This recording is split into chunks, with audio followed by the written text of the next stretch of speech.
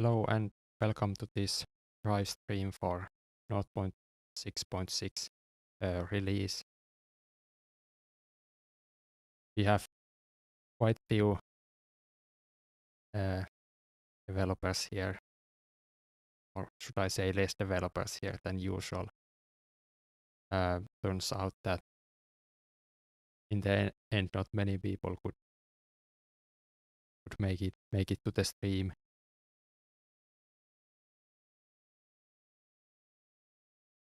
I guess I'll be the one to introduce people who did show up this time.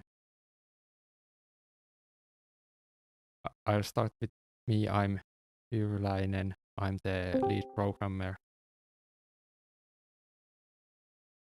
Oh, looks like we got one more person here. At least. So as the lead programmer, I did most of the Godot 4 conversion this release and spent basically all of my time fixing all of the bugs that that version upgrade caused. Then I guess we have Yuto who has a mic.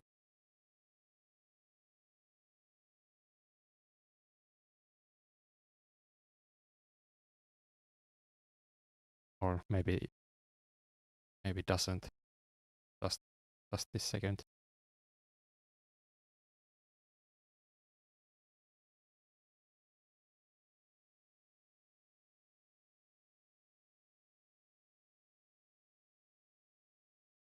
Can you do your own introduction?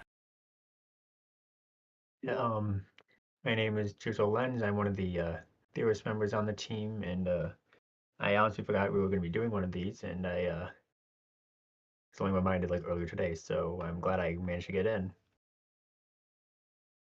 Yeah, good to have at least someone here. Many other people who said that they would be able to make it didn't show up or said last minute that they can't make it.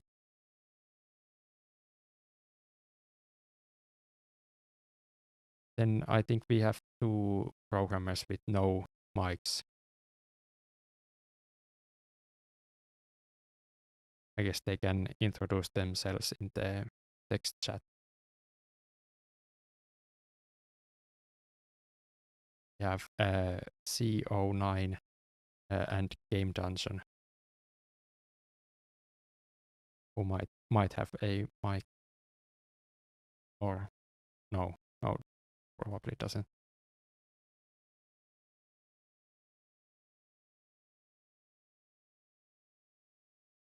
Also, we usually have a music bot to help fill in the quiet pauses, but not this time. Oh, and we have one more person just joining us. Hughes has just joined us. Hello. Should I introduce myself or? Yeah, it is. You are just in time for that. Oh, great. Okay. Well, I'm Deuce. I help with the game design, and I've been less active recently, but I'm gonna become more involved. So, hello.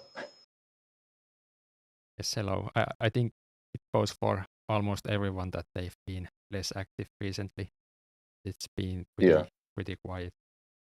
But yeah, busy time of the year. Yeah, maybe the next release cycle will have a few more returning developers. Yeah, and it kind of seems like a maintenance. The past two updates seem to be, so maybe it'll be more encouraging for developers in the future. Yeah, that probably has some impact on things, but at the same time, I think it's pretty lucky to be able to do these background housekeeping tasks when there aren't a ton of people trying to make new stuff at the same time. Oh yeah, absolutely. Yeah, you're right.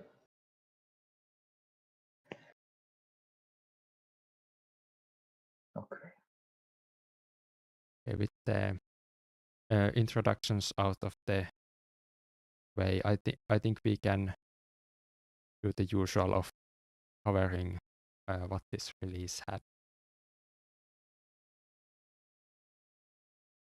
Well, the big thing obviously is Godot 4.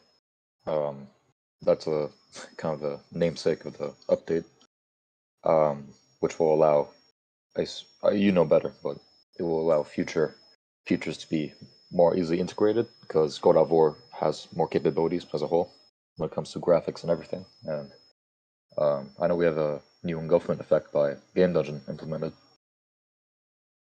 Yeah, I guess that was the headline new feature this release, Yeah, mainly due to it being basically the only one.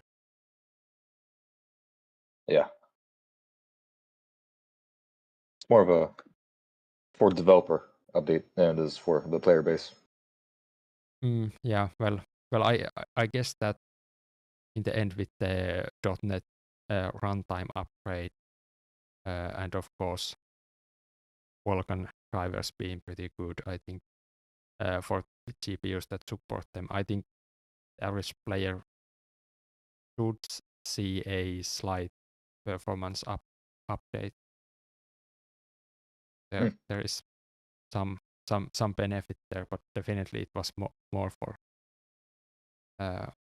developers being able to do more stuff in the future and not being stuck on some ancient version of the engine and C# runtime. Yeah, and I remember a lot of times before, like something even as simple as drawing the lines for the chemoreceptor was kind of affected by Godot 3. So I wonder if that will change too as well. I know the graphics team, they always kind of complain about the lack of features with Godot 3, so that's also another good thing. Yeah, there's new features, and for example, the GUI part of Drive can now teach like 3 or 4 customizations we had to make to the GUI system because Godot just didn't support all of the options that we would want to use. So like basically Godot 4 is like the first version of the engine that actually like feels usable because it has all of the all the force field in. Like before, if you wanted to show an icon in a list where user picked something, you could not set a size for that. So if you had a big texture that like blew up the whole selection list, but now with Godot 4 there's a new option to set the size for that icon in the list. Oh wow! Like there's stuff like that, like very very like critical stuff that you wonder how did people think that Godot 3 was like good enough. Yeah, you're right. It's almost like an actual engine at this point. I wonder how we got by. Yeah, and CO9 said that direct node references that's going to be a huge game changer because before for each GUI element, what we had to do is we had to define a node path in the C# code, and then set that in the editor and add code that fetches the actual node. But now in Godot 4 you can just directly expose the node and set it once, so that reduces like code everywhere. It's just much cleaner to look at and see what's going on. Yeah, that's good. It'll make it easier for new developers, I assume, to integrate better instead of just going through the massive code base as it is. Well, we didn't upgrade all the old code to use that new approach yet, but I'll be using it in the future, and well, we'll probably slowly convert things over. It would have taken like extra quite many days to do that conversion as well, so this release would be then farther away. Yeah, we might as well just put something out and maybe put in like some more shiny features in the meantime before we do further integration. Though depends on what you, the main, the gauntlet holder over the code, thinks. Well, I think for the next release it is time to make some new features. Yeah. And to make a feature release amidst all the background work. Get some energy into the development cycle again.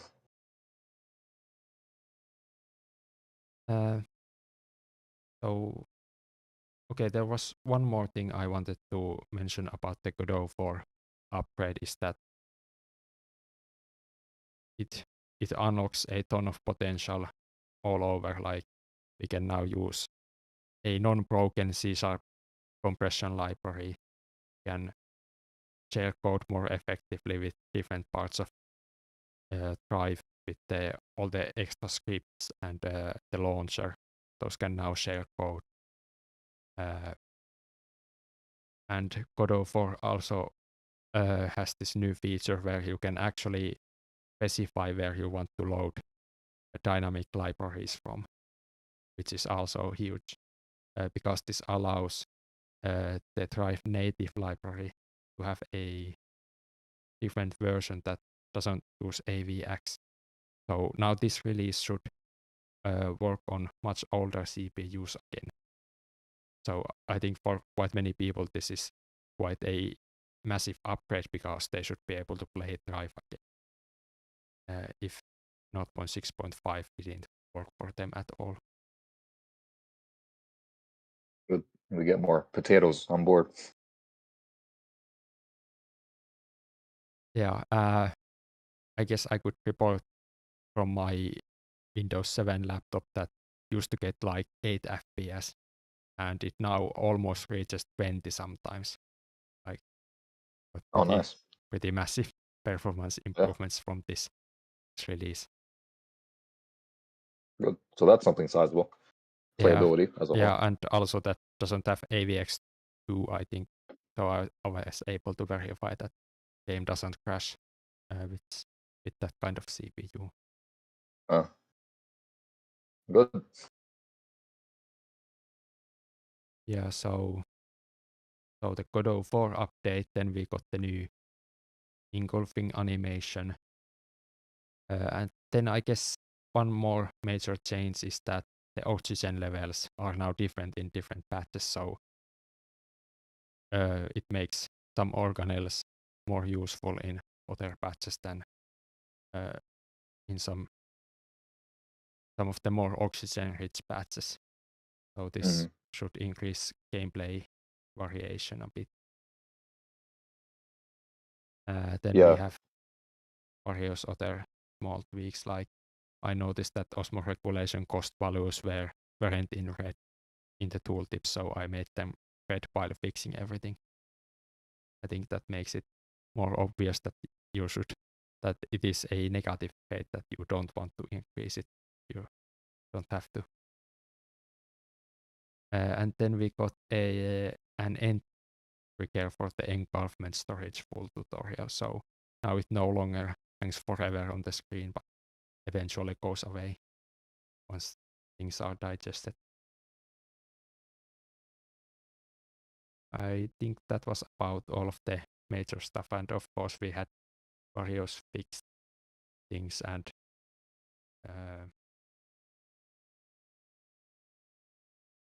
other code cleanup, upgrade libraries. I just noticed that there's a typo in the patch notes. That's going to be in the game forever because. Good. Well, if I fix that now, so that in the next release the patch note is going to be correct, nobody is going to ever see it, so might as well not fix it. I'll at least game doesn't update set it's it an Easter egg.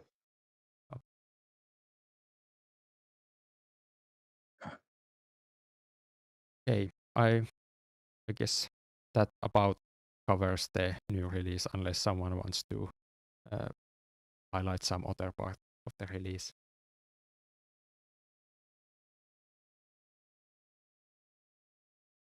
Yeah, on my end, I've been less involved over the past release cycle, and a lot of those changes don't really mean much to me because I don't involve myself with the programming day to day. But obviously, it's great news for Thrive as a whole.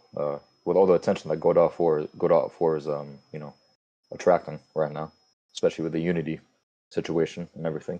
I wonder how much more marketable this game will become based off of that. Just being able to say we have Godot 4. I think at least some new developers might be interested because of that. But Yeah. I think we benefit quite a bit from trying to present ourselves as like the biggest open source Godot game. So like telling people that like if they want to see how you can actually use Godot, they could look at our source code and maybe fix some bugs for us or something like that if they want. Oh yeah. Like that's one marketing area where we haven't like really tried to get new developers interested. Yeah. That's a good idea. We could use some fresh blood. Yeah, definitely. It's been a while since we got the last batch of new developers. Yeah.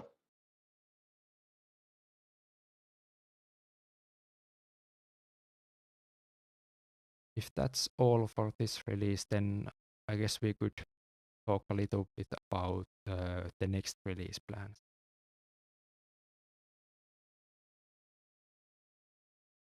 I think on my end I'm finishing up with college and I finished up with my part-time work. So I'm gonna have a bit of spare time, able to think about Thrive again.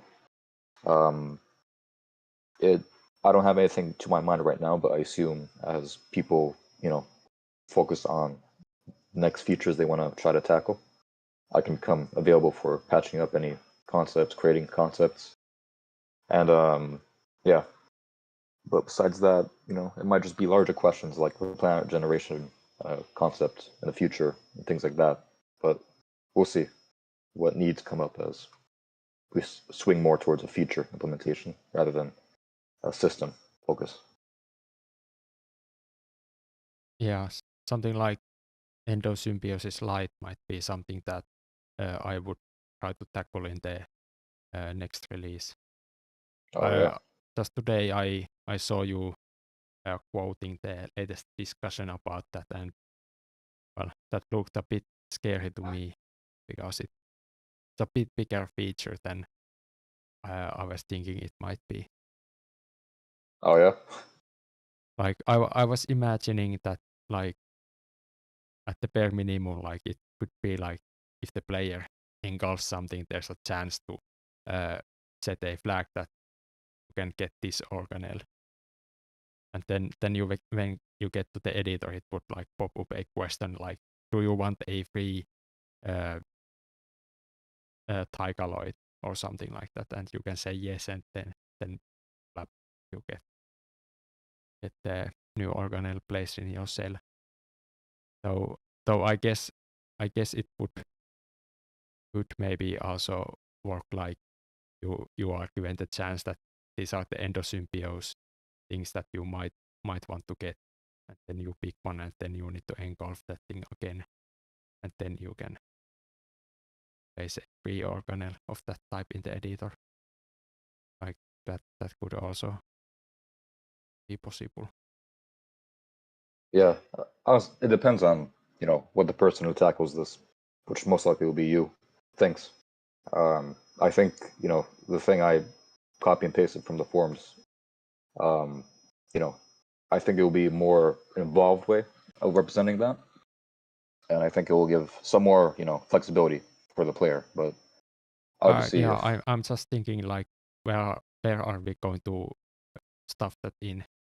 Like if you need to do like that conscious choice, then go engulfing stuff like that would be like an advanced feature that only people who know what it is would go looking for. So my idea that just by randomly engulfing stuff, you get given the chance to unlock something Like that would be something that people would accidentally use and go like, that's a pretty nice feature or something like that. Oh yeah, I see what you mean. Yeah, I think also the fact that we have alternative unlock conditions helps with that a bit. Where you have to meet certain conditions and then you'll happen to stumble upon unlocking an advanced organelle. I think that could help with it, but I also see what you mean in terms of you naturally kind of progress towards it. Whereas Yeah. the proposal I put was more of an active process, which I think I mean, could. in the plans I've agreed with is that the endosymbiosis is always an optional thing. Like it's Yeah. never like the required way to unlock Yeah. something. But now that you mention it, I think it should definitely be so that you can place something through endosymbiosis. It needs to automatically unlock the unlock system as well. Yeah. Because I kind of try to set it up so that if you play like you depend on a part, you'll eventually get it regardless. As your species kind of depends more on the type of metabolism. But I think the cool thing about the active process in my head was that when it's kind of in a way realistic, and two, it's kind of offers players the ability to experiment a bit more. Whereas if they unlock things more passively, then they'll experience their direct evolutionary ascent, if that makes sense. Parts that make sense they would get eventually, but if they want to experiment and get a random organelle that they might not unlock realistically, like for example a chloroplast, without having a thylakoid beforehand, that could be a cool feature to have. But that's a discussion we can talk about later. Yeah. I was planning that once I get around to start working on the features for next release, I'm going to write a proposal like a pretty simple endosymbiosis system and post that on the forums to ask for feedback before I start writing code, so that I know that I'm not doing something that is way too simple in everyone else's opinion. Yeah. So yeah, I think if we're just some kind of hybrid system where like it gives you a choice that you've engulfed these things. Do you want to try to go for endosymbiosis with this or this or this? Oh yeah. Like That's good. maybe that would be a good middle ground. Like you accidentally engulf something in the editor, then you are given a active choice. Do you want to pursue any of these? And then you can pick something to pursue and then do that a few more times to unlock it. Yeah. I think like as long as get we're a free organelle or something like that. Yeah, as long as we're cognizant of the fact that we have alternative upgrade or unlock options besides Endosymbiosis, then I think we'll be fine with whatever we come up with. Yeah. I think we got a bit sidetracked Yeah. there. I was meaning to say that the next release was basically planned to be a feature release. So the micro roadmap, I already have few items from it picked out that I think might be doable, but well, I guess we'll see. Already Game Dungeon mentioned that June 15 is like the date I set that might be this for the 0.6.7. And the reason I picked that is that if I have a 4-week summer break, the next release should be before that. So that's why it would need to be so soon so that I can release what I've worked on and then go on a break so people can enjoy the work. Yeah, that makes sense. And well, talking of the roadmap, there's actually quite few items left on the 0.6 roadmap. I think if a few other programmers do stuff like implement the sprinting system and tweak the chunk stuff, and game designers help the combat balancing, might be that it takes 1 or 2 releases to finish off the 0.6 roadmap, so we might be in 0.7 version range in autumn. Nice. That's a goal to aim for. I think concept-wise, it's mostly done. It's just about how far we want to take it, since you obviously will focus on the necessities, whereas other developers might have more time for deeper content. At but the same time, we'll see. I still feel like I need to fully complete each of the roadmap items so that we can like cross them off and get forward in the release numbers. Yeah. Because I'm hoping that like first half of next year is like when the micro stage is complete, going to be a pretty crazy pace, and there's basically no time for anything else except feature releases. So maybe First half of next year. Wow. Yeah, that'd be big news. Maybe let's see if we can. Yeah, it needs to happen soon because right now Drive is losing steam. Yeah. Like the sales are going down and no new patrons are showing up. So I think we need to push for a complete micro stage pretty soon so that we can re-energize the project a bit. Yeah, that makes sense.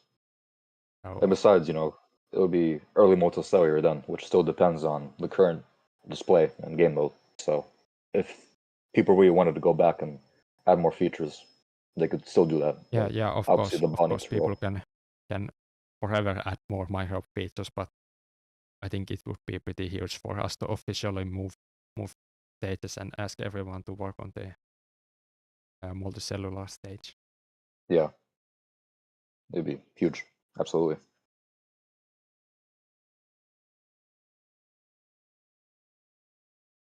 So for the next release in June, I'm going to try to work on many new features, and well, I'm guessing that I'll need to fix some major bugs that are sure to be discovered in the coming days for this release. I guess we'll see if there are major enough issues that we need to put out a quick patch either next week or in 2 weeks. But if not, then next version is probably near the middle or end of June.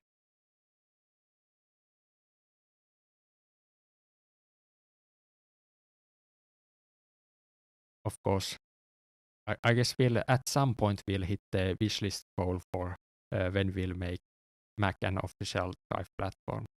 So far, there haven't been that many people asking for it, even though the Mac release has been missing since last December. So I guess I'm correct in not prioritizing that, but making some new features before getting the Mac build working again. Yeah. If there were enough Mac users, obviously that'd be priority, but as of now, like you said, it doesn't seem to be like that. So yeah, though often Mac users are programmers, so if I've worked on Mac, then chance for more programmers, but yeah. But at least right now, it's not an immediate priority to get Mac working again. Yeah. So if someone is a programmer with a Mac, then maybe you could help us.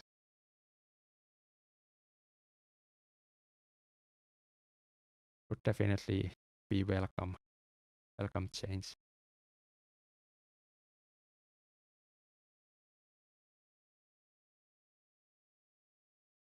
Does anyone else want to talk about what they are planning for the next release? Game Dungeon asked, do you have any non-feature things you're interested in tackling? You seem to have checked off the 2 major backend changes, the last couple of updates. Well, yeah, I just mentioned the Mac build, so yeah. I want that to come back, and I kind of also want to get us registered as an official Mac developer so that we can sign our software, so would actually work on Mac without workarounds.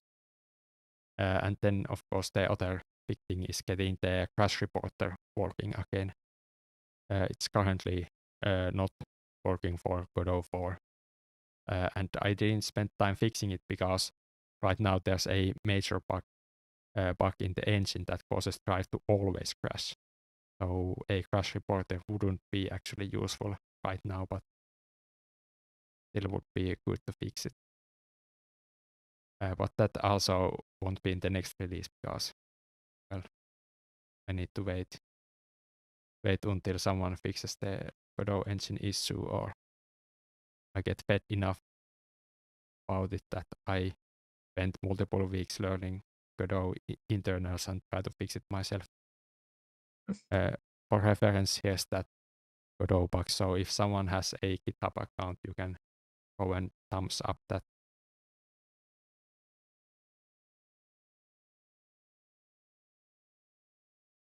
Oh, we might have got a potential volunteer in the livestream chat, Joel Hemphill. So there's a good thing. Yeah, we are always looking for new people who might want to join the team, or maybe even just do a casual pull request on GitHub. Okay. Yeah. So Guess it's time to post the get involved links. So there's our website page that details how you can join or just hang around the community, and also links to the our source code where you can do pull request even if you haven't joined the team. send in the application if you wish. You're definitely welcome. Yeah, we'll definitely accept anyone with game dev skills. Yeah, and he says, I'm no senior graphics programmer, but I do have some experience. So Yeah, welcome aboard, if that's so. Yeah, that's very good. Yeah. Better than most of the team. Yeah. Especially with graphics.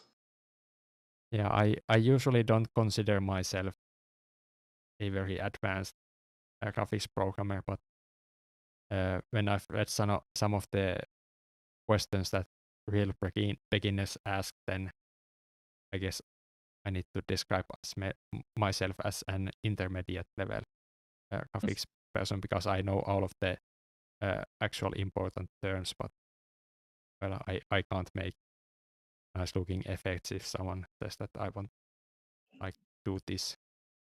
I'm not at that level yet, but would definitely try to go together something that displays something.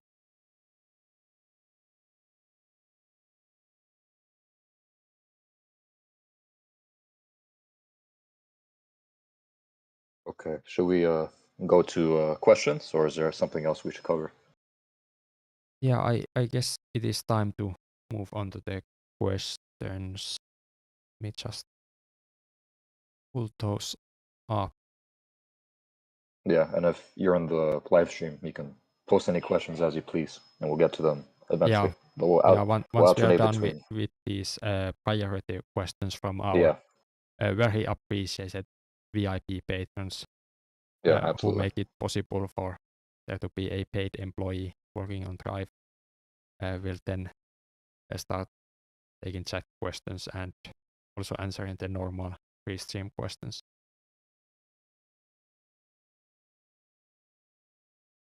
So we have Doom Lightning first, who is asking some questions.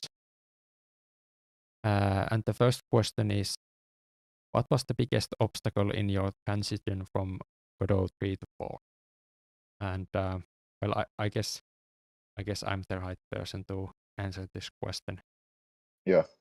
I'd say the biggest obstacle was that there's so many small things that are different that we basically had to like once the game was working, like of course it took like a week to convert all the source code, the new APIs and stuff that's in Godot 4.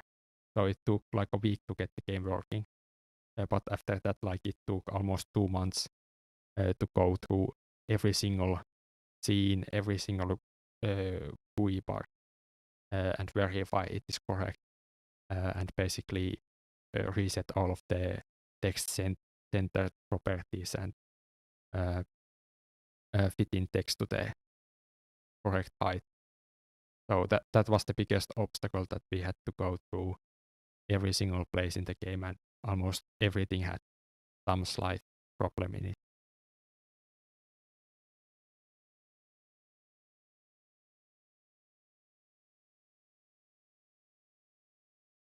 Does anyone else want to add anything they noticed?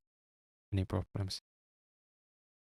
I guess for the other programmers, getting the game opening in Godot 4 was pretty difficult because there were a lot of engine bugs and still are, but 4.2.2 is now the first version that can actually open Drive without crashing and importing all of the assets into it.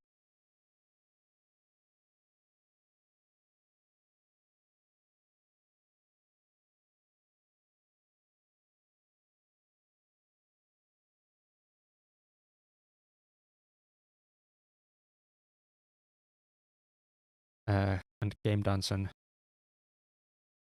observes very well in the chat that there's probably a bunch of GUI stuff that is still, like someone posted some museum card screenshots today, and I think the text is not vertically centered there, so that's at least one thing that sticks in my eye, and I think might be worse than before.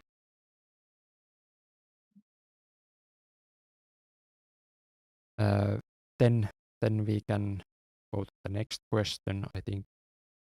And it is, how deep will you go with the player's freedom of choice beyond what is there now, beyond the aware state? I think maybe Piers can answer this one. Well, that's freedom of choice is a very large topic. I think obviously the whole point of Thrive is you evolve whatever you want within the bounds of, biological constraints. So as much as we can, obviously freedom of choice is going to be emphasized. I think the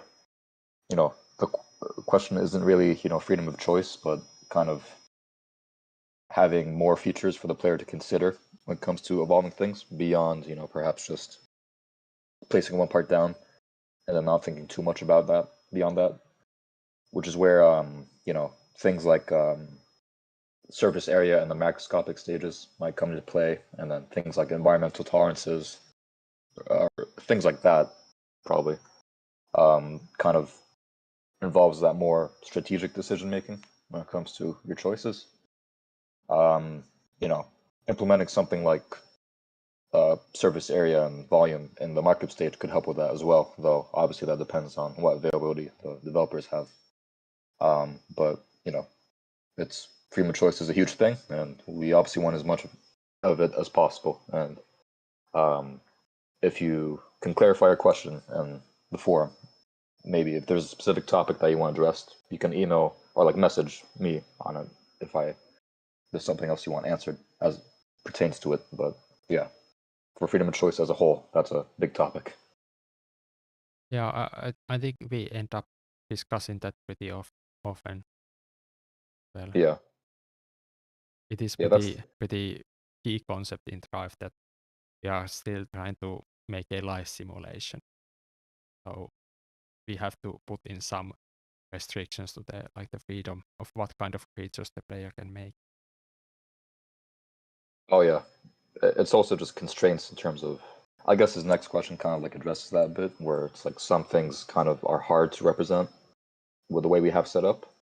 For example, we had a discussion on the forum where we said we might skip to a 1 centimeter, scale reference instead of going to these gradual iterative changes of scale that would just be a nightmare in a way to represent and have multiple game scenes. So maybe that's something that can be an example of constraints placed on us that limit freedom of choice, but as a whole, we obviously want to maximize it. if only we had an unlimited art budget, we could make that happen. Oh yeah, yeah. Which is why graphics programmers are appreciated. Though you won't get paid unless we do very, very good. Yeah, if the team page or it goes crazy, or maybe the Patreon even, then we could hire some more people.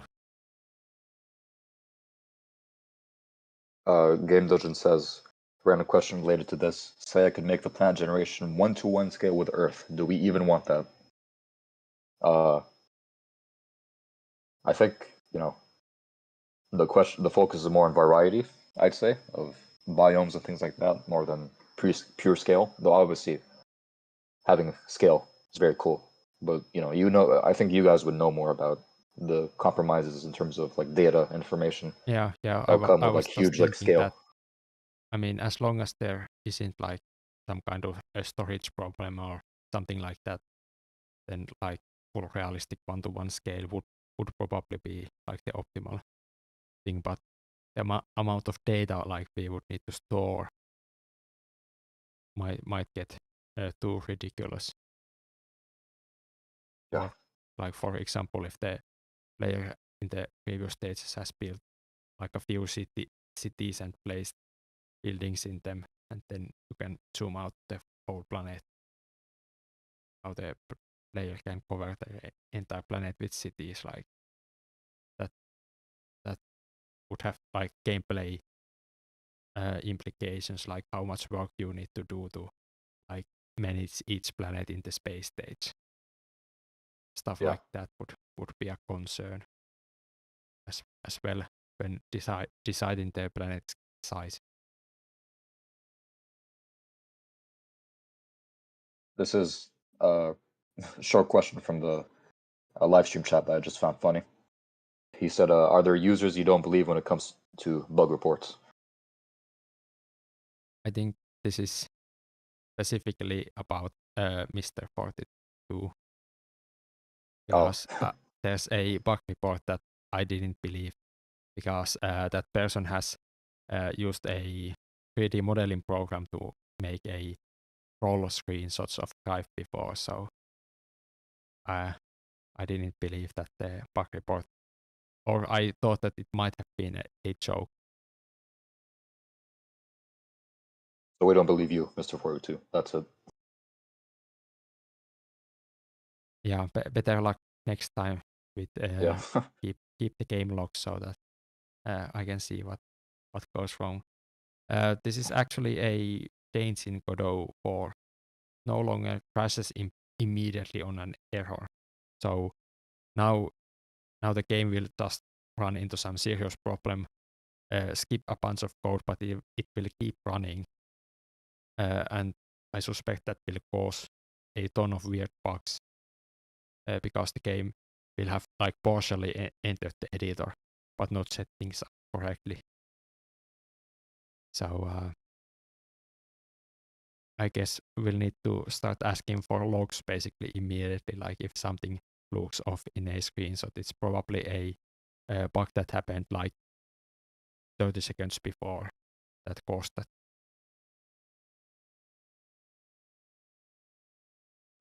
Okay.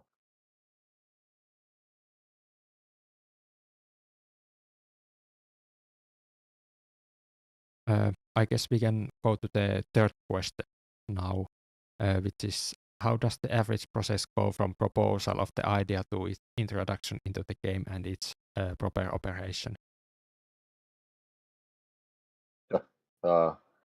Usually, someone proposes an idea, and higher Lenin usually says that's not possible, or that's possible, but it's too complicated. And then we have to kind of like taper that between the needs of the programming team and the concept, and of course whether the concept itself is usable. I think the hardest part of the hardest challenge when it comes to designing something for Thrive is, since life is so expansive and evolution is so expansive, it's trimming it down to a system that's as expansive as possible with as simple inputs as possible. And the best concepts usually do that. And of course, it depends on available manpower. when it comes to implementation. Yeah, I linked our wiki page about the workflow of how it usually goes from the discussion to finalizing the concept and then making it into a concrete issue, which can then be picked up by a programmer to implement. Yeah, but different game designers tend to have different approaches. So, for example, my first instinct is to expand and be more complicated. Whereas, Buckley, our design lead, he has a lot more, maturity, and he tends to propose smaller changes that are more focused on balancing and things like that, which, he does a good job of. But usually it goes from the proposal starts out pretty broad and expansive, and then it comes trimmed down to something that is more acceptable for everyone. And of course, the premium is placed on understandability by the player, as Tyan says.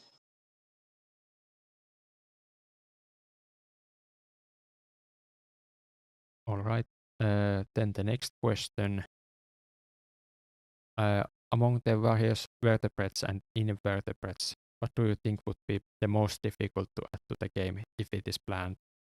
And the question asker wonders that maybe Echinoderma, which is starfish, and sea cucumber body structure, with both external and internal with water arteries, be difficult.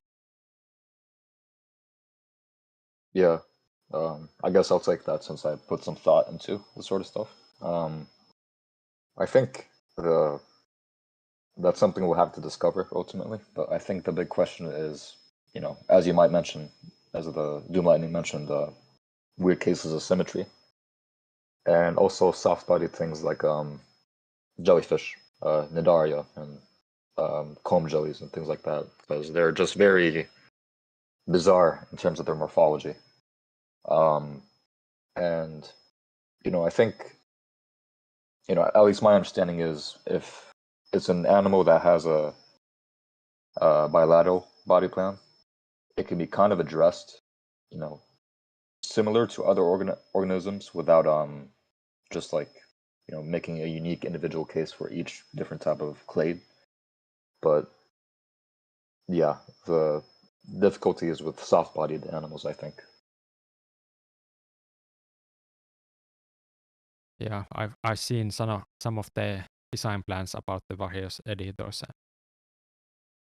already I can see so many edge cases that we'll probably initially want to avoid, but people will ask for some creature that has feature X and Y and asks why they can't make it in the game.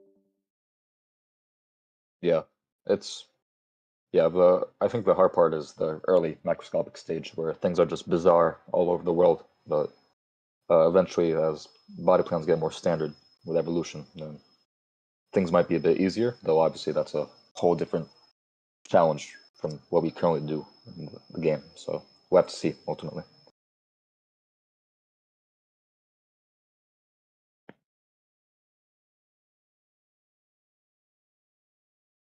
All right, then the next question is a pretty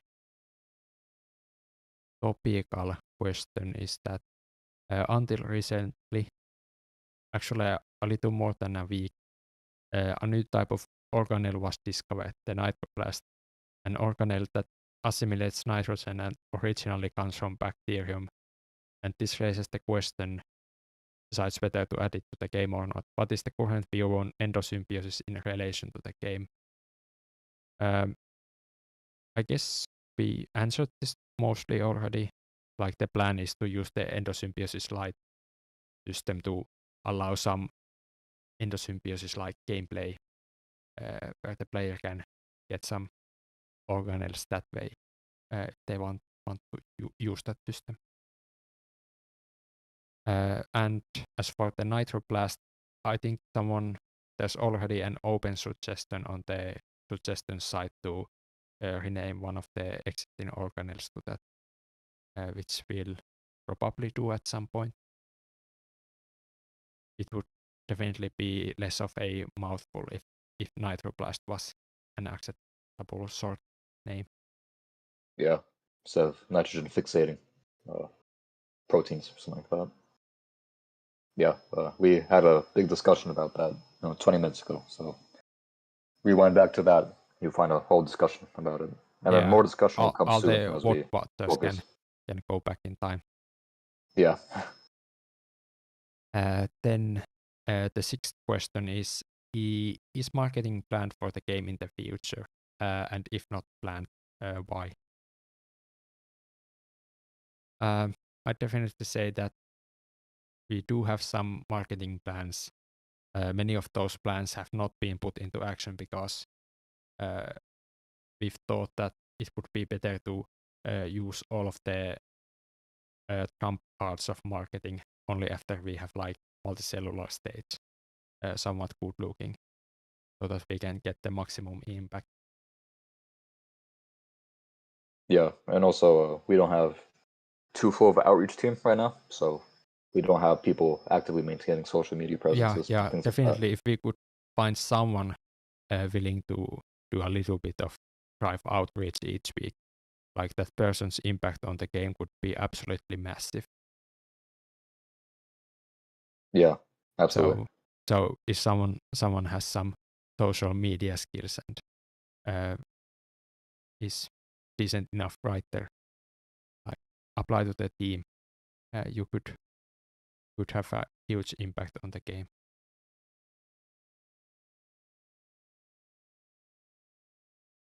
And then the seventh and final priority question is that what attracted you to join working on the game? Was it the idea, the nostalgia, the environment, or something else? I want to hear your answer to this because you've stuck through the game for a long time. So I want to see what keeps you going. I think I've answered this before, and well, I'll note that the developers in chat can also answer this one, and maybe if someone wants to answer in the YouTube chat as well, you can do so. But I'll answer for myself is that I just happened to be like back in 2015. I was thinking about expanding my programming skills by working on some open source software, and I happened to see a Reddit post about Thrive, and luckily enough, it said that Thrive used two technologies that I was familiar with, having used them in my own engine, the Ogre rendering engine and the Segui GUI system. So I went in, noticed that the project didn't work on the latest Ogre version, so I made a pull request to fix that. And then after some time, I had forgotten that, but I suddenly got an email that, hey, do you want to help with Drive again? And I was like, yeah, sure. And that's when like I properly joined the team. And then just for years, I casually every now and then did some stuff for Drive, and eventually I noticed that like all the other programmers had disappeared, and I needed to step up, keep the project going. And I was a student at the time, so I was able to combine my passion for various programming things and apply them to Drive, like switching Drive to a different engine and stuff like that. And eventually, I had stuck around for so long that I want to see the project continue and succeed. And of course, now with the monetary support, I have a chance to work on Drive.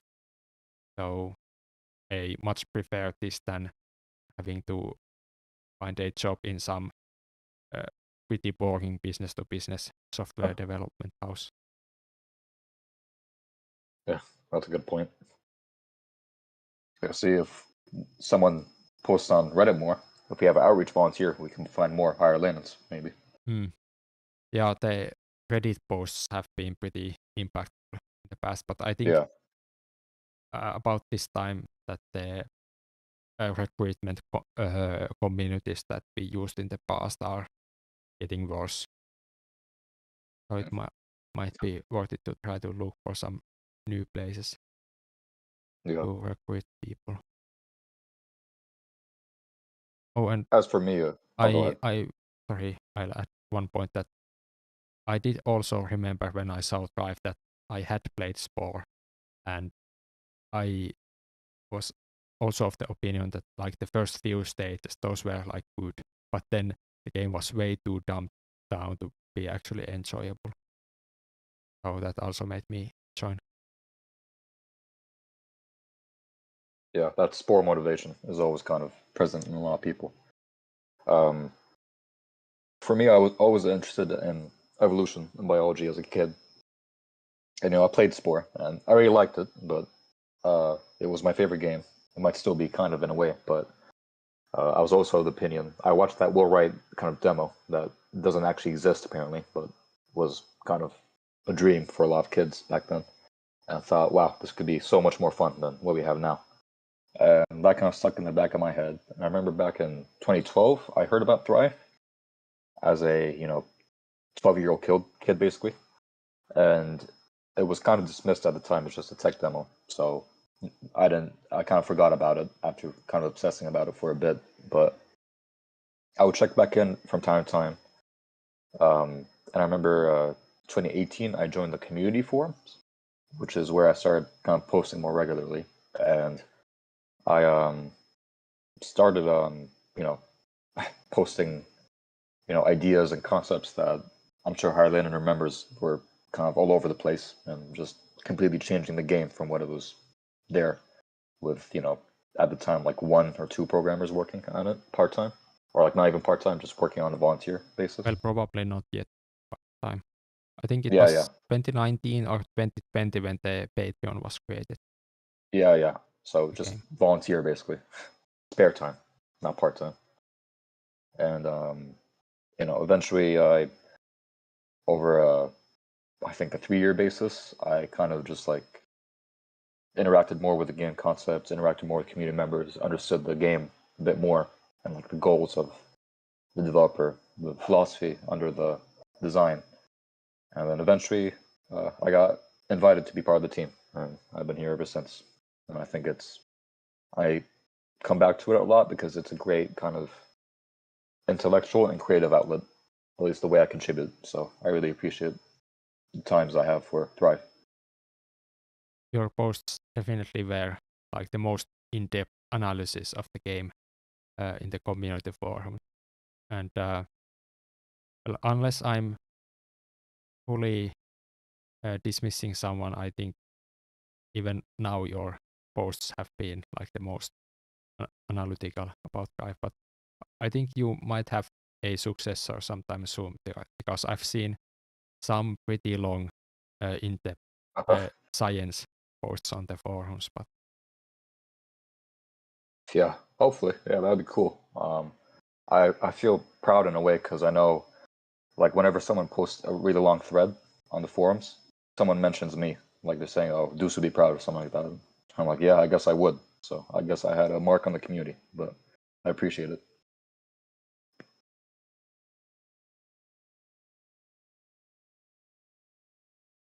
all right, that was all of the priority questions. Did we have someone looking at the chat questions that we haven't answered? Did someone? Yeah, there's a few. That's one. Can someone post one now, or should I try to scroll up and see one? I can read some now. There's one. There's 3 up there actually. So we'll cover one and then go to the community forum post. Yeah, or and then alternate. Well, maybe we can answer all of the 3 old ones, and then take 2 questions from the forum. Okay, yeah, that makes sense. So Joe Hempful, our potential volunteer, asks, what is the current thoughts on cytopod locomotion? They primarily operate on surfaces, unlike Vajam. And currently all the microbe stuff seems to be in oceans / water, so is it a no? I remember Buckley talked about this a bit. It's kind of a weird thing where that pseudopods are kind of assumed to happen if you have very fluid membranes as of now, which is kind of hard because it kind of cytopodia doesn't really fit too well with how we currently have the game designed. But I'll have to look at what Buckley typed up recently to understand exactly where the thoughts on that are now. At least it is on the wish list. But I think Yeah, like having more like environmental stuff like bigger iron rocks to interact, it's going to be a prerequisite for that gameplay to make sense. So yeah, it's not on the official micro roadmap, but it might get done if someone really pushes for that feature. yeah. And I know Titan. I posted some concepts, and like Buckley posted some concepts on how to revamp some of the metabolisms, and Titan said he might approach that later. So if that happens, then maybe there's more of our opportunity to implement cytopodia, but we'll have to see. Okay, and then we can the next one if no one else has thoughts. Oh, see you, Titan. The next one from Galaxy Juggernaut 1 says, on a terrestrial scale, would bioluminescence function similar to an anglerfish's lure, but just on land? Maybe. Depends on how it's used in real life, I'd say. We'll have to look at that, but I don't think it's used that much on land, so we have to look into pressures that kind of lead to that happening and represent that accurately when bioluminescence is implemented in a macroscopic stage, but we'll have to see ultimately. Would also be a log off option. Hey, what option? Sorry. Non-life as we know. Yeah. Yeah, That'd be cool. It definitely does seem like a biologically feasible option, but there has to be a reason why we don't see it on land. Yeah, and also, I'm sure players would just think it's cool regardless, so they'll probably want that customization option if you can implement it. Okay, and Mr. 42, which is the last one for now, I assume we'll cover, it said, what happened to nuns? Nuns? I think Go he ahead. has gone missing. Yeah, he tends to have these periods of coming back and going. He started a job recently.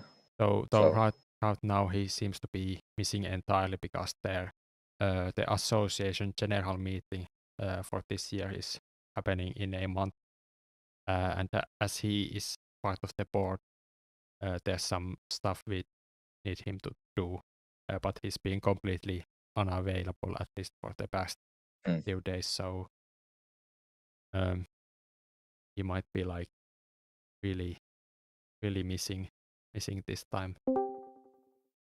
Yeah, that'd be sad, but yeah, we'll see. But I know he took up a new job and has been busy with that, and he said his computer setup didn't work last time we heard from him. So we'll see what happens, but he might be missing.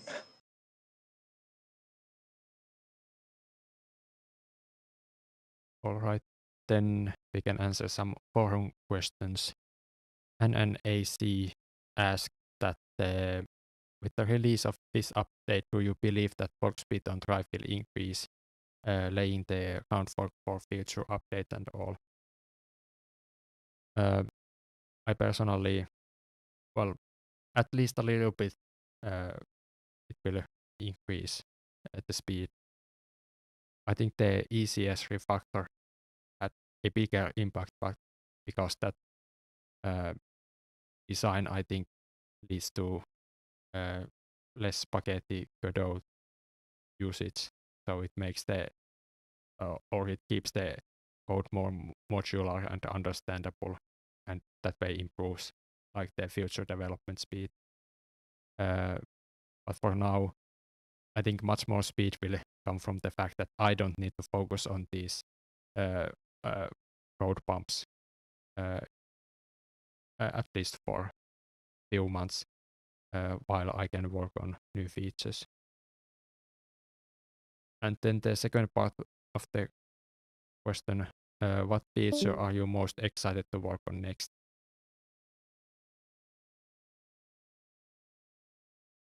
Does anyone else to answer what they'd like to work on? I think it'll be exciting to see. We talked about it already. Endosymbiosis kind of talked about more, and actually being on the cusp of implemented. That's going to be a big discussion, I think, because it's a huge feature of the game. It's kind of been a big kind of term we've used for all of Thrive's development over the past 10 years, basically. So it'd be really cool to see that implemented finally. Yeah. That endosymbiosis and day-night cycle on by default are the 0.6 big features that I'd like to work on next, because there's a third big system, which is toxin system customization and rework, and that sounds really painful to work on. So I'd like to work on those two other things.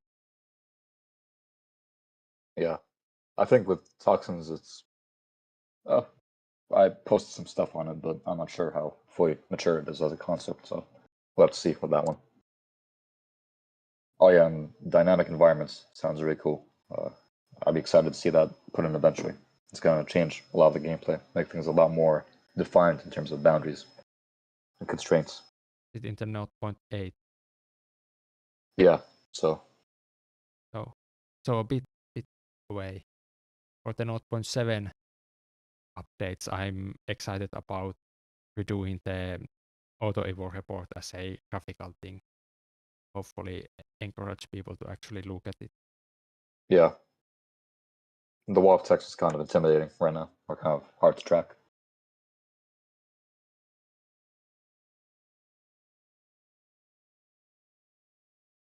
Actually, now that I read the roadmap, I noticed that one more item from the 0.6 versions have been done. There's now storage full tutorial entry here. So that's one look more at that. item of the 0.7 is fast approach. One step closer.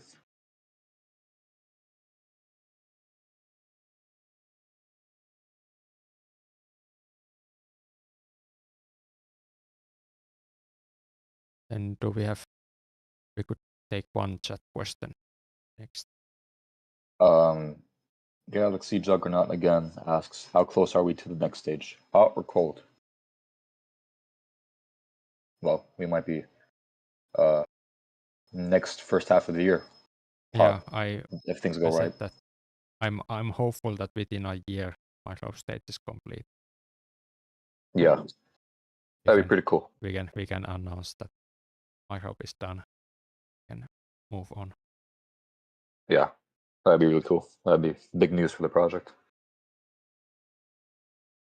Then from the forums, we have S96 asking, when do you all think there will be another update adding a substantial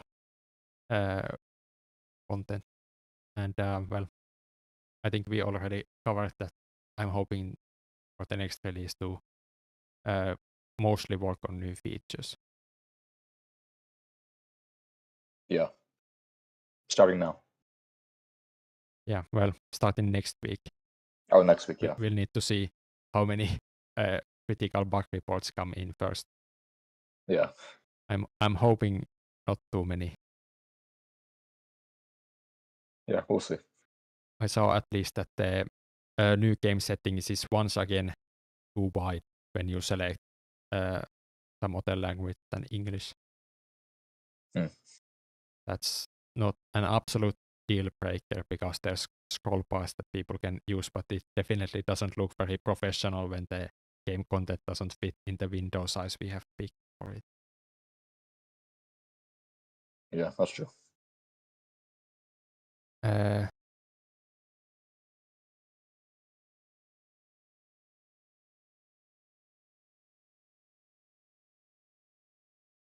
Should we look at a chat question, perhaps?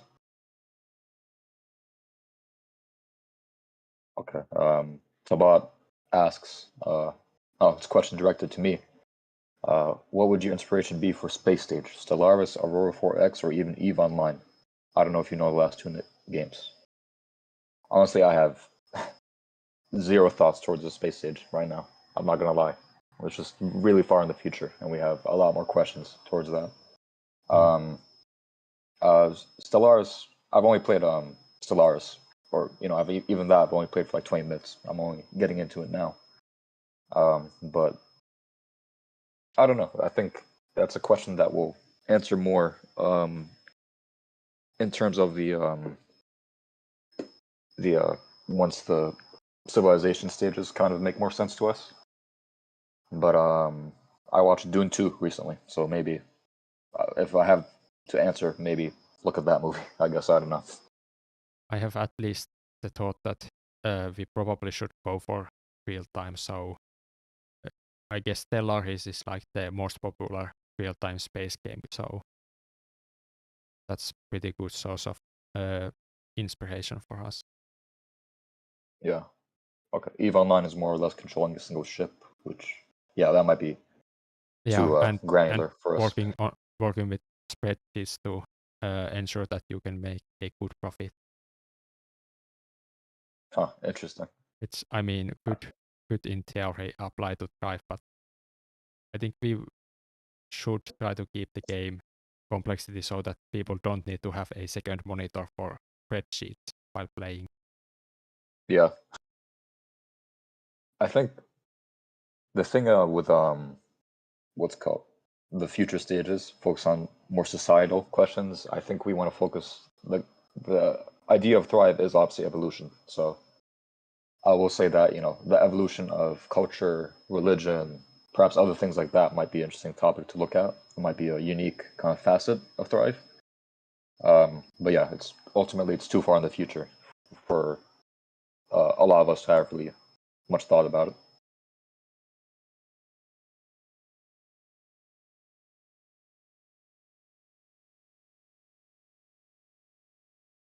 Then there was second question from Cas96, which I thought we already answered, but it's slightly different. That which of the future .x releases for microstates are you most excited for?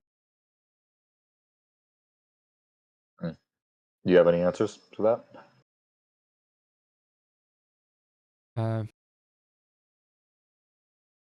I'm not really sure.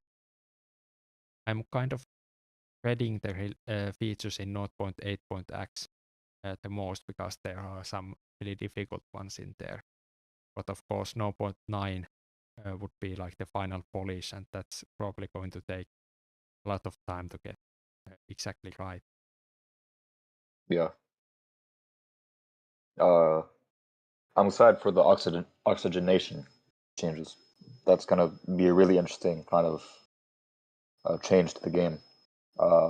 Really, I think of Civ a lot when I think of Thrive. It kind of flips everything on its head in a way. So I'm interested to see how that affects things. Because I think, I do think we could use more depth to some of the diets right now, but I think what could really boost this game is having a lot more volatility and variability. And I think that will be really cool to see.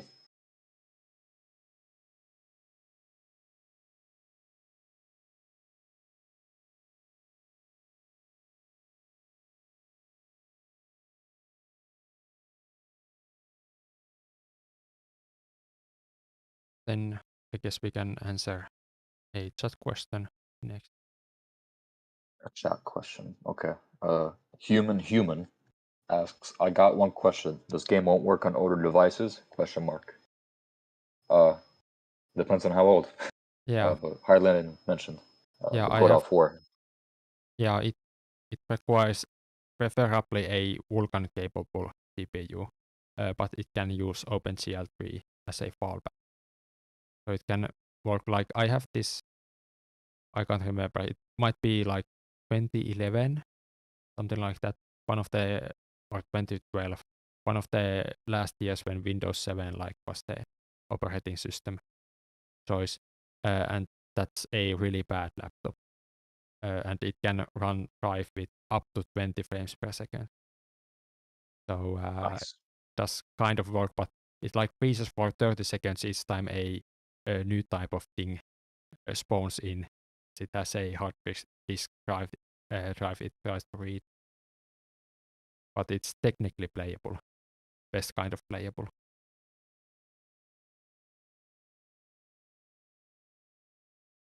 Won't be a slideshow. So many older devices can play Drive, but the performance is not going to be good. And of course, Yeah.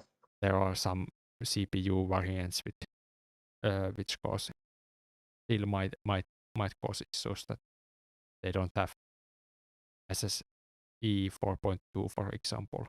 Like if they are from before 2009, like those are pretty lost causes at this point.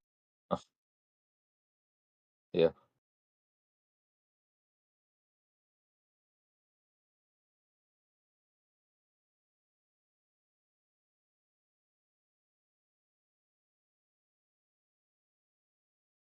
Okay.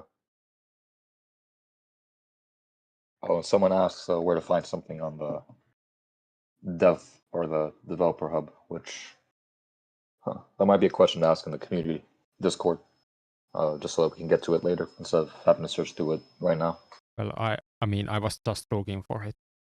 Oh, okay. Well, there we go. I've posted the link, so that icon is stored in Git LFS, so you can go to the LFS browser and find it. I didn't link the exact thing, so this is the folder where there are a bunch of PNG files. And the injectisome should be there. Or was it a...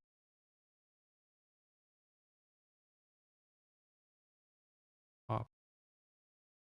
Hang on, does injectisome even have an icon?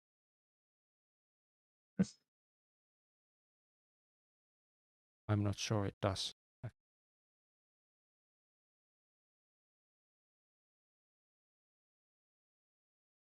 Because it is an upgrade. And maybe it doesn't have an icon. Oh wait, I don't know about injectosome. It might be something else I'm thinking of.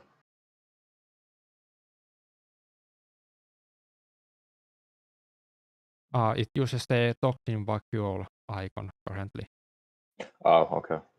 Yeah, it's Toxin Palace. C09. So toxin vacuole icon.png is the icon file. I think there's an open issue about making a custom icon for it, so someone wants to do art, looking for people to do that as well. Yep.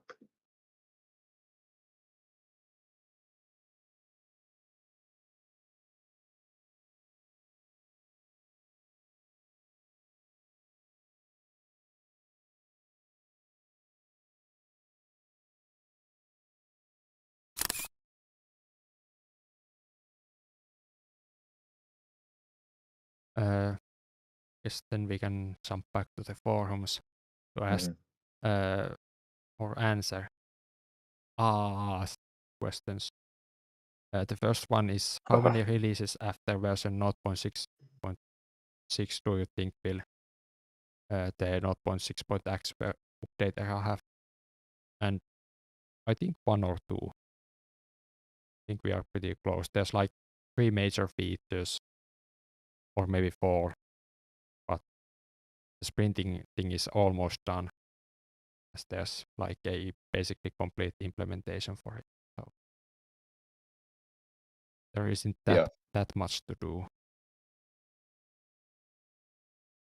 2 would take like I don't know, almost 5 months, somewhere around there, 4 months. So Yeah, I was saying that by the end of summer you might be in the 0.7 point version range already. Okay. Then the second question is, which stage of drive you would be the most eager to develop? Well, the one I think would be coolest to think about and coolest to play would be the aware stages and the awakening stage. Or wait, is awakening the one after late multicellular, or is it There's the one aware after aware? first, and then awakening. Oh, okay.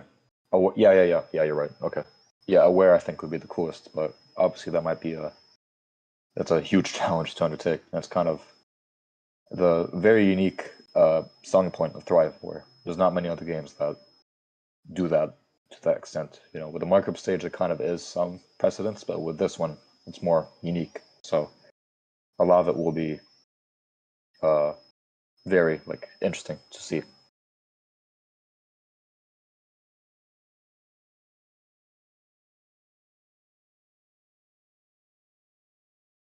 Which one are you most concerned about developing, Harlina? Well, at this point, I'm not really sure. Like before, I would have said that some of the strategy stages are probably going to be my favorite, but I mean, recently, like the late multicellular has gone up, in my opinion. So, well, I don't really know. Maybe still the base stage would win out, because like in sport, like that was flat out the worst stage entirely. I could never like play it through because it was so bad. It doesn't help that I think I played it before, like they patched the base stage to be much better, but I didn't play that version of the sport space stage. Yeah, the Galactic Adventures. I remember that.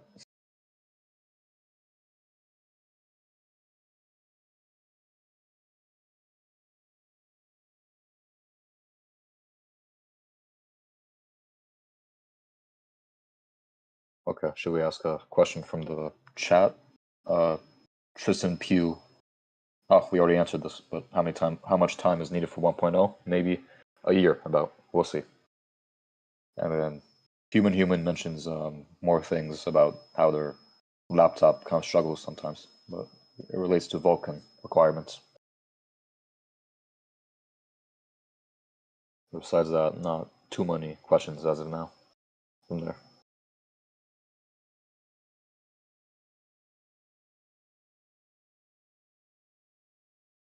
Yeah, that report about the game crashing.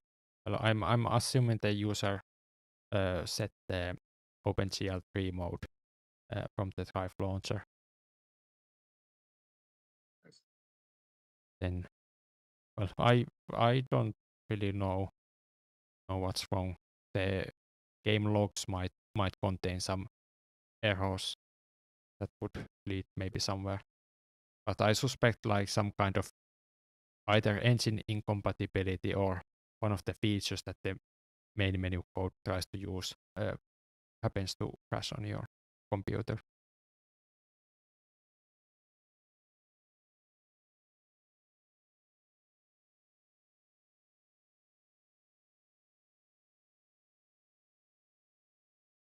Okay, I think we can go to the community forum now. Yeah, we have a palette cleanser question. Respectfully this time, are you guys doing okay? Yeah, I'm doing good. I just got a lot less busy, so have more free time. Yeah, I think people who have needs to show up are doing good. Yeah, that's true. There's some selection bias. I would suppose that Thrive developers who aren't feeling too well or too motivated, they've dropped off. Yeah, but it's kind of a hopefully some people will come back, because well, we have precedent that some people will show up like 3 years later and do a few more things. Yeah. And hopefully we get some new blood in a way.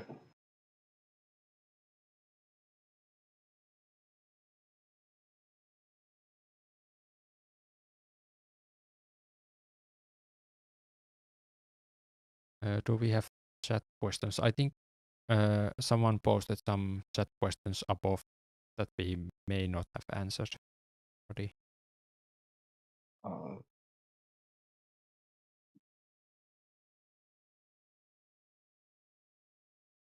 No, wait.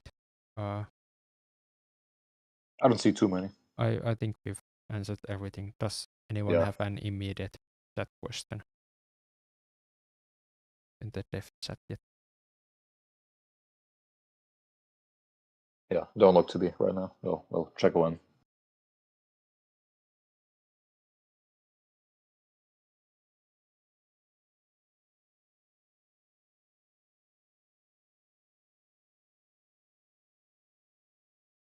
I think we answered that drive promotion thingy.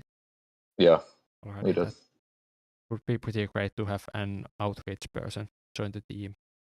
And even if they did like one social media post per week, like that would be pretty huge impact for Drive. Yeah, absolutely. Then, well, we have some community forums questions left. Luckily, we have Tabat this time on the forums asking, do you think the drop in community activities due to the lack of any new content in the latest update? Yeah, I think obviously the past 2 updates have been kind of wordy and maintenance, so I'm sure that's had an impact. I think once features start being developed more, then things will pick up a good amount. And also, developers as a whole, they're a bit less active right now. I think there tends to be a lull, like the first 2.5 months, 3 months for the prior years, at least from my memory. So, yeah, but hopefully there's more activity soon. There's definitely correlation with the school year in Yeah, the absolutely. activity and also on the community forums. And well, for the association meeting, I compiled some numbers. So like for 2023 total, like we are down pretty significantly in the number of posts and a little bit in the number of new registrations. I guess it doesn't help that the last part of the year had like one less release than usual, and the one release we had was the ECS refactor. So I think there's definitely some lack of enthusiasm in the community, and this plan to try to finish the micro stage within 1 year is definitely aimed at fixing that, and hopefully to get the community on an upwards trajectory again. I think seeing a keyword like endosymbiosis kind of will be very good to see the impact in the community.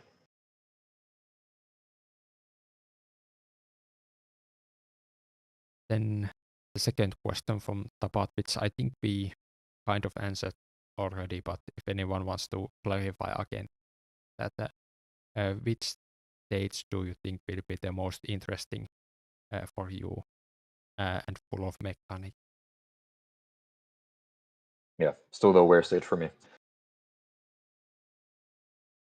Yeah, I think that was pretty much the same question as before, or the answers don't really change.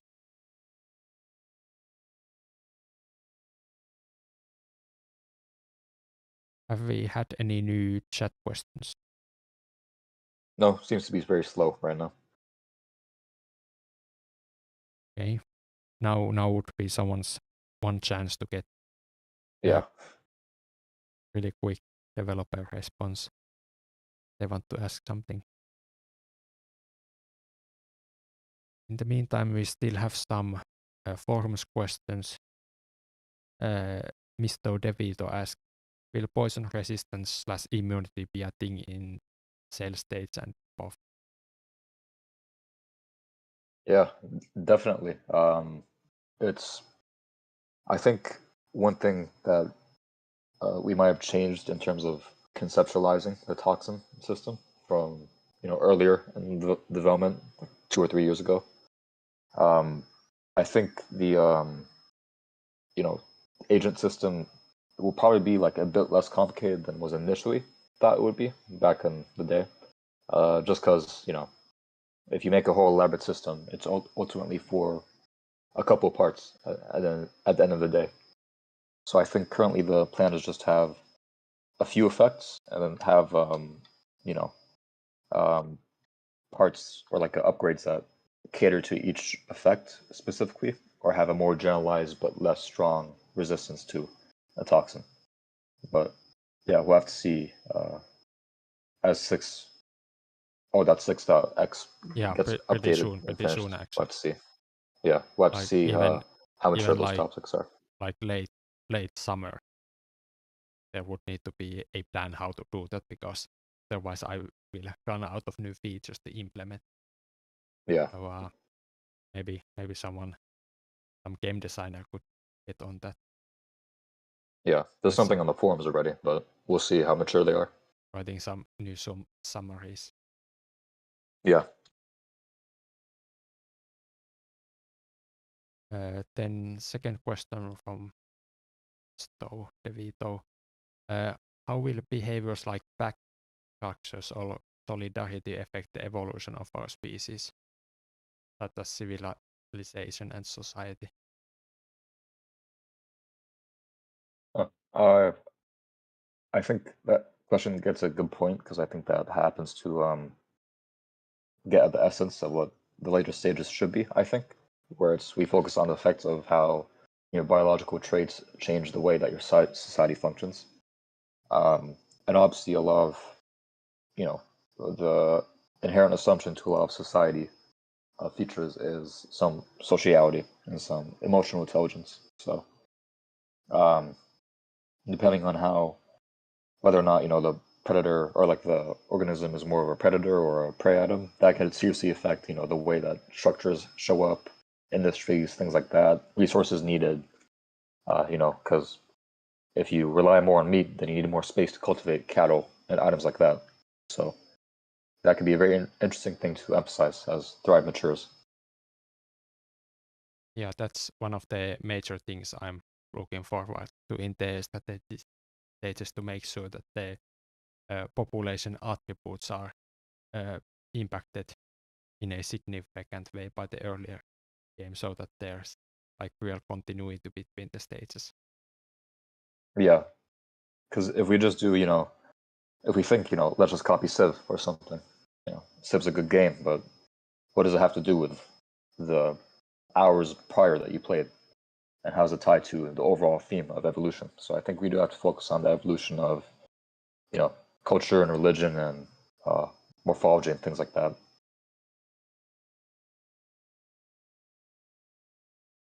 There's a chat question from Tabat. He asks, what exactly is meant by God tools in the description of Space Stage?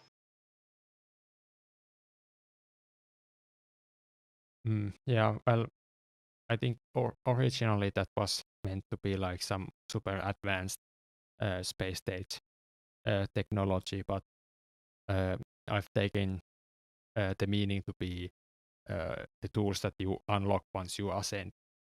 So a bit of a reward might be in order that after ascension you get the God tools.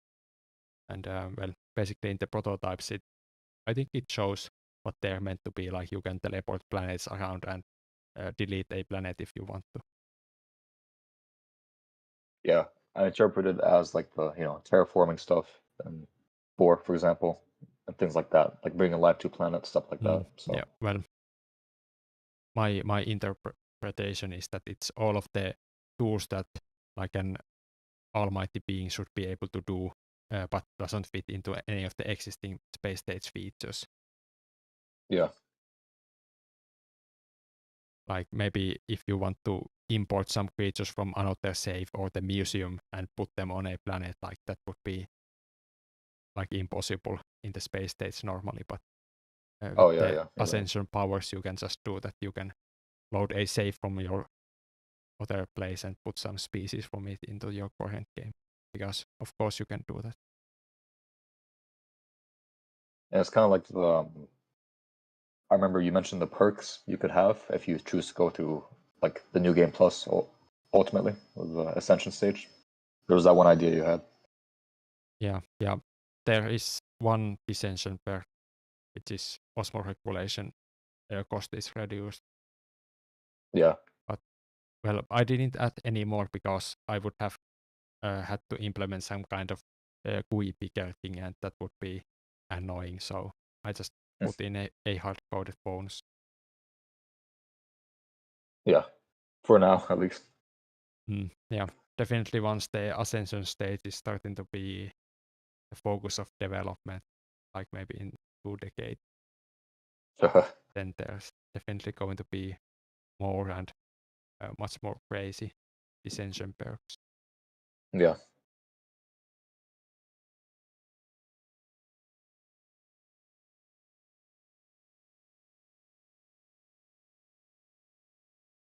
Then I guess we can take the last forum questions from Giori. The first is that I saw something in the GitHub feed about auto-evo refactor. What is changing? I guess Game Dungeon just managed to escape before explaining missions. Yeah. Tim is not here either. So basically, watch Tim's video on the missions. Yeah, basically. It's a new way of organizing, I guess, almost like a niche, but not quite so. And it might lead to cool results. So Tim's video is the reference for that. Maybe I can find it. I'm right now.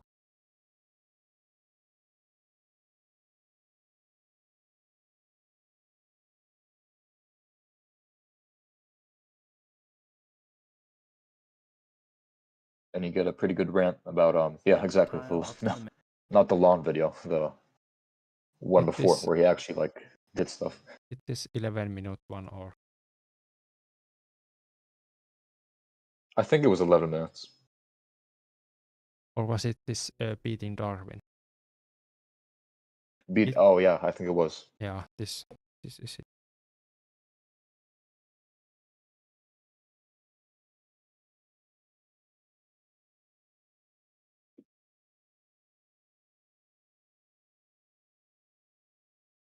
Yeah, there we go.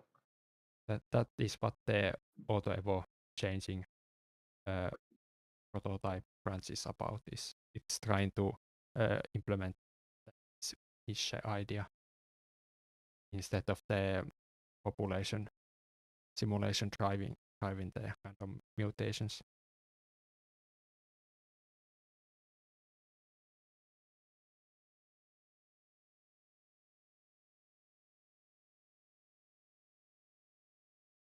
I'm getting some questions from the chat ready for when we're done with community forums. Yeah, well, this last question is that how long do you think it will take until 0.6.x roadmap is done? And I said 1 to 2 releases, so yeah, maybe something like 5 to 6 months.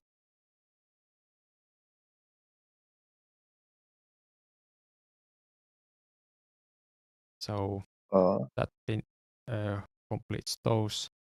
So now we can just take a few more chat questions before like 2 hours is up, and when we usually.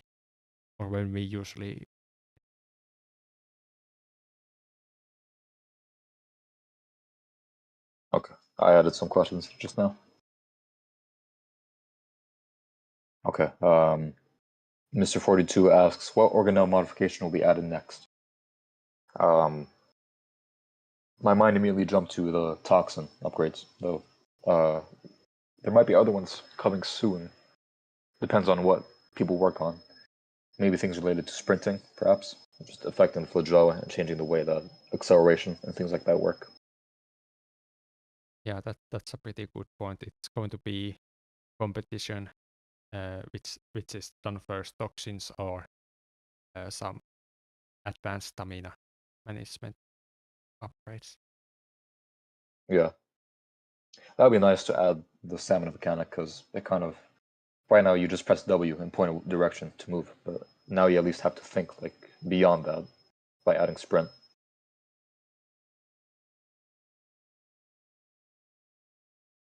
Okay, and then and Joel Hempful asks in the 0.7 section of the roadmap, it says food chain editor tab. Does that imply the food chain is going to be hardwired, or is it more of just a view? That is meant to be a view of what it is. So basically, it will analyze the auto-evo numbers and make links between predator and prey items. And I will try to make some kind of interesting visualization out of that. Yeah, it'd be interesting to see the trophic levels off of that.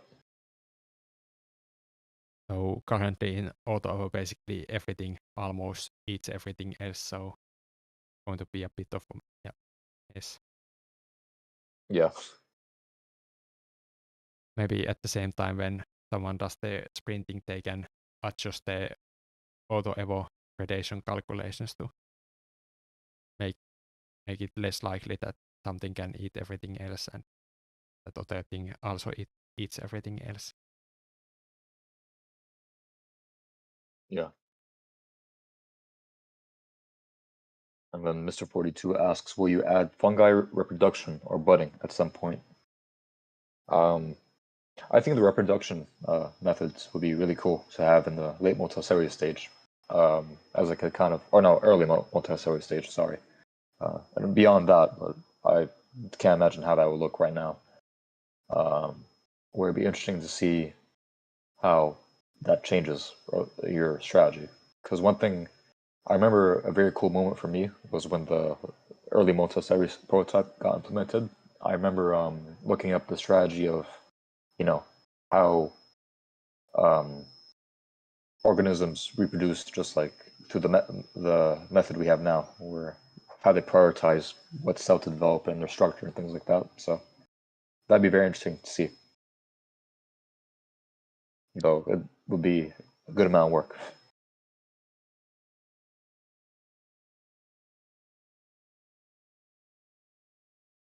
And then GameSet asks, what's new in Thrive 0.6.6, which we discussed and we have patch notes about. Yeah, and the dev blog has the major points outlined. Yeah.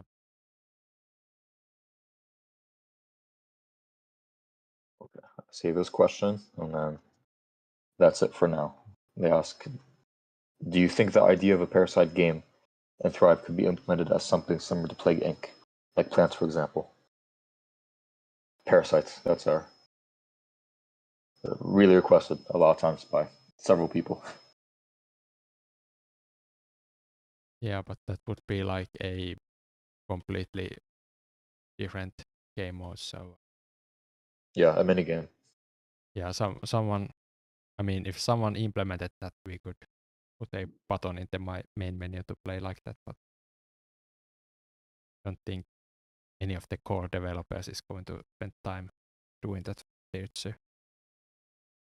Yeah, and it doesn't really fit thematically with the rest of the gameplay, so that would be kind of a weird thing to have like as an official feature or progression in the game. But I mean, if we like replace the breaking DNA select your traits thing with the cellular editor, like that would tie it into Thrive itself yeah, I guess so. a bit more. But then basically you'd have the editor, and then instead of the swimming around it, water gameplay, you would have the map showing your spreading.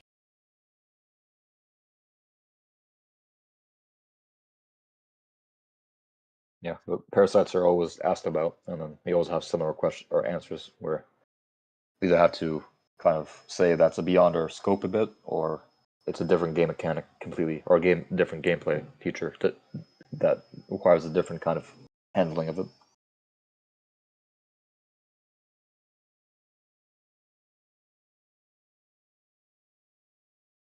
Okay, and then Tabat asks if in an alternate universe, Revolutionary Games could be bought by Paradox Interactive, which you have to ask them in the alternate universe.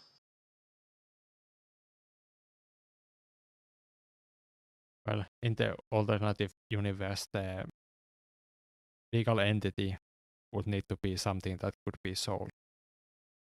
Yeah, that's true.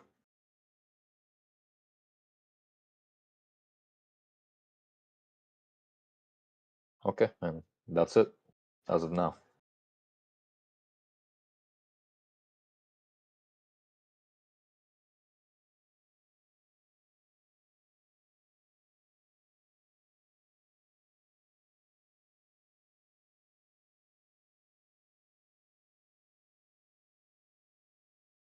Yes, I guess we got through it. Yeah, Let me try the music bot one more time to see why it's broken. oh yeah, I was wondering what was missing.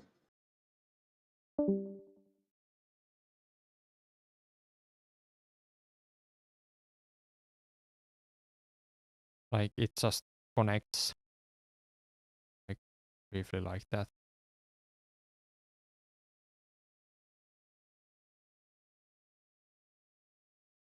Interesting.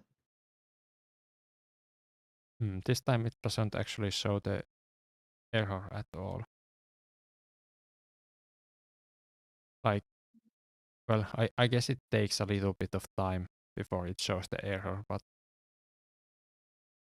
it just doesn't work. Mm. Maybe it cannot connect to YouTube or something.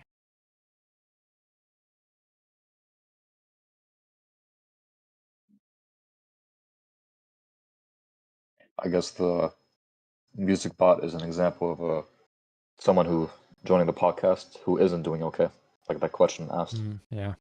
I suppose that YouTube is now blocking that bot as Oh. well, so it cannot connect. Maybe there would be some music bot that can like play local files or something. Thanks, Alphabet.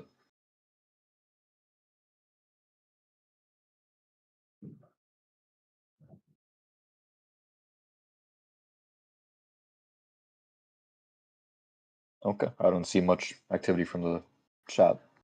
Doesn't seem to be a lot of questions, so. Should we watch some gameplay or should we end it early?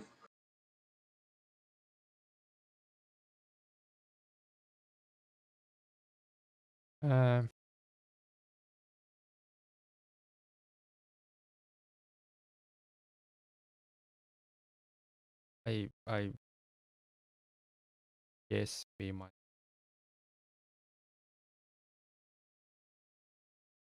might end early if not. Like there isn't that much stuff. Yeah, that's true. So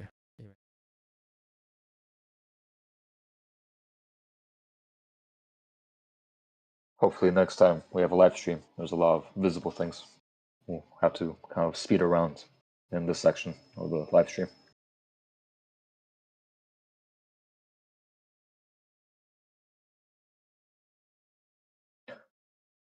Okay, well, I guess we can sign off now. Well, I'll say now, thank you for everyone watching and contributing. Always consider, we're always open to volunteers who wish to contribute to any capacity. We always appreciate any volunteer contributions to the Patreon and to purchasing the game on Steam. And we really appreciate you as a community.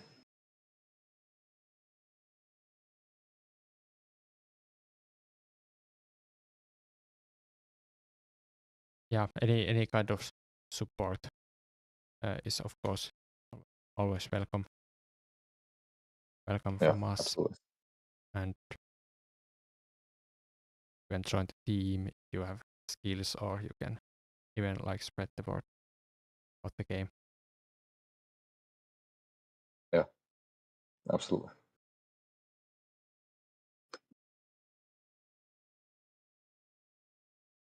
All right, Well, I guess it is time to see you guys. end the stream. Yeah. See ya. Take care.